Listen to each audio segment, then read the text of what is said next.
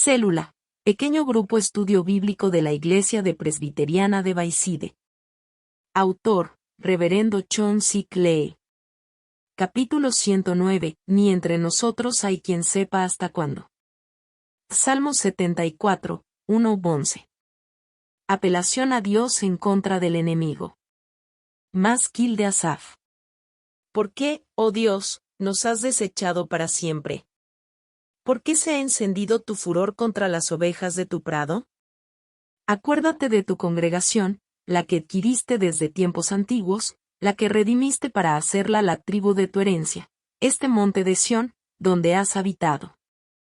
Dirige tus pasos a los asolamientos eternos, a todo el mal que el enemigo ha hecho en el santuario. Tus enemigos vociferan en medio de tus asambleas, han puesto sus divisas por señales. Se parecen a los que levantan el hacha en medio de tupido bosque. Y ahora con hachas y martillos han quebrado todas sus entalladuras. Han puesto a fuego tu santuario, han profanado el tabernáculo de tu nombre, echándolo a tierra.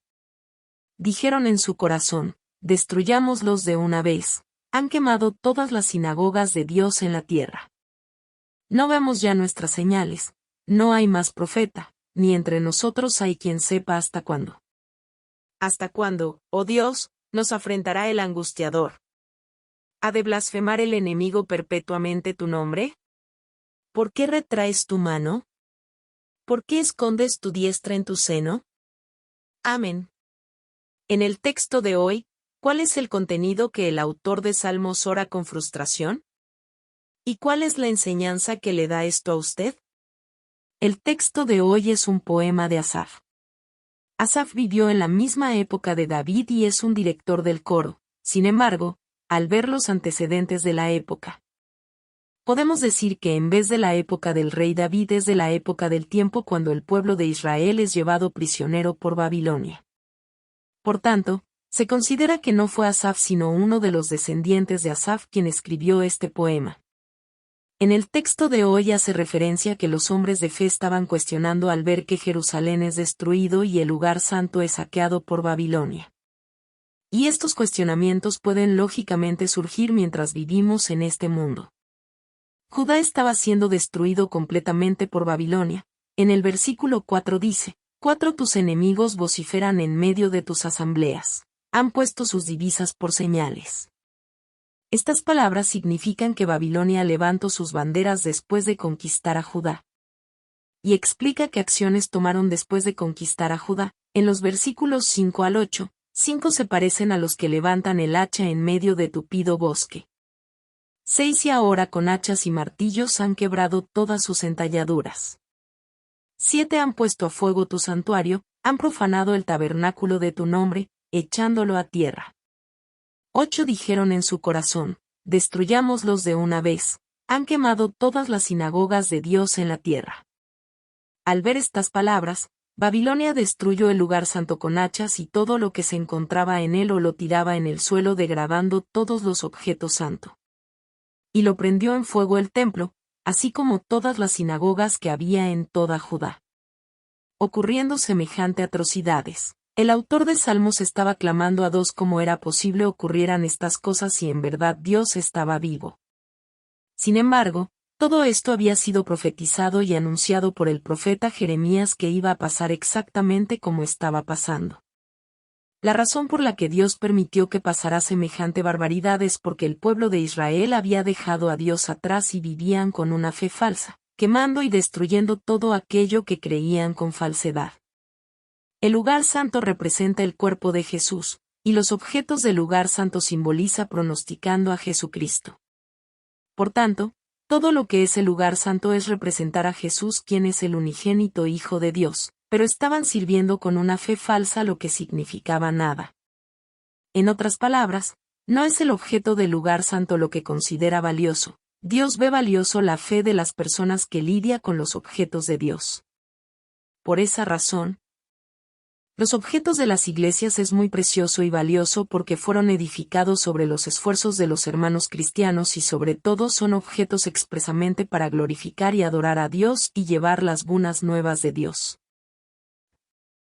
Por esa razón, Debemos conocer bien la voluntad de Dios y administrar lo mejor posible tanto los objetos como el edificio.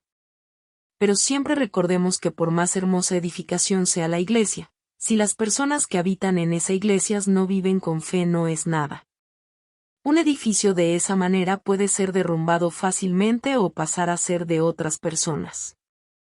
Hace algún tiempo atrás me sentí muy contristado al ver las noticias de que una iglesia de New Jersey se estaba reuniendo en el concilio para ver si cerraban o no para siempre las puertas de la iglesia. Esta iglesia estaba ubicada en una zona urbana rica donde tuvo su tiempo de avivamiento. Creció como una iglesia bastante grande, su edificación eran muy elegantes y excelentemente construida. Pero la iglesia empezó a tener disputas y a dividirse por lo que no pudieron con los $2 millones de hipoteca que le quedaban por saldar y tuvieron que declararse en bancarrota estando en la encrucijada de cerrar o no las puertas de la iglesia. Definitivamente, lo importante no es el edificio o lo que hay dentro del edificio sino las personas que lo utilizan y administran ese edificio. El autor de Salmos dice en el versículo 9, no vemos ya nuestras señales. No hay más profeta, ni entre nosotros hay quien sepa hasta cuándo. En estas palabras indican que no sabe cuándo va a terminar esta situación, y tampoco ve el fin del asunto y no existe ninguna profeta que pueda decirle acerca de esto. El corazón del autor de Salmos lo vemos identificado nuestro sentir hacia Corea del Norte donde no existe libertad de religión, por tanto, tampoco se puede llevar las palabras de Dios libremente. También, cuando vienen dificultades en nuestras vidas sentimos de la misma manera, preguntando, ¿cuándo va a acabar esto? Es frustrante porque no existe nadie que nos diga el fin de nuestros sentimientos. En situaciones así, ¿cómo debemos de vivir? El texto de hoy nos da la solución. Esto es vivir teniendo en el centro de nuestro corazón a Dios, que Dios sea el centro de nuestras vidas. En los versículos 10 y 11 dice así, 10 ¿Hasta cuándo, oh Dios, nos afrentará el angustiador, ha de blasfemar el enemigo perpetuamente tu nombre? 11 ¿Por qué retraes tu mano, por qué escondes tu diestra en tu seno? En estas palabras dicen que desde el punto de vista humano no podemos discernir un camino de salvación, pero si miramos a Dios, vemos el camino de la solución y salvación. Todo lo que ha ocurrido es porque Dios lo ha permitido, y si Dios no lo permite, la situación va a terminar. Por esa razón debemos de confiar totalmente en Dios. Debemos de recordar que sea dificultad o sufrimiento ha ocurrido porque Dios lo ha permitido. El que tiene el poder de terminar esto es también Dios. Nosotros cuando vemos con los ojos humanos no vemos ningún camino de solución y empieza a divagar, pero si pensamos siendo el centro Dios, podemos saber que hay camino de solución en Dios. Amados hermanos, ¿tienen algún deseo? ¿Pero se siente frustrado o abrumado de pensar cómo lo va a lograr?